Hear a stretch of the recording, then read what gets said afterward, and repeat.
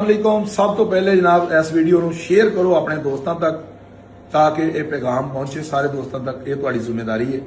तमाम दोस्त जिहड़े मेरे नाल मुहब्बत रखते हैं सारिਆਂ ने अज मेरे कहने ते इस वीडियो को ज्यादा से ज्यादा आगे शेयर करना है, रीपोस्ट करना है ताकि लोगों को पता चल सके कि 28 तरीक को असी कर रहे हैं ओपनिंग अपनी नवी ब्रांच की जिहड़ी कि असी बना रहे हैं गुजरांवाले। काफ़ी देर के लोग लगे सन कि गुजरांवाले ब्रांच बनाओ और असी गुजरांवाले वाले असी आ रहे हैं तुहाडे कोल। पहलवाना का शहर है माशाअल्लाह। इंशाअल्लाह चस आएगी तुहानू।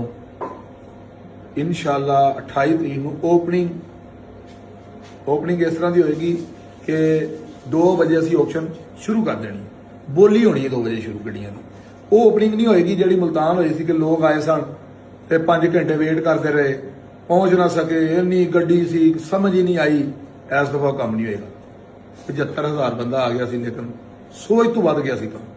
इस दफा 2 बजे बोली शुरू हो जाएगी। जिमें जिमें गड्डियां आई जानियां काम शुरू होएगा। तस्वीरां वीडियो जिन्हें बनानियां आईयां वो भी बनाएंगे, अपना काम भी करनगे। बिजनेस करना है।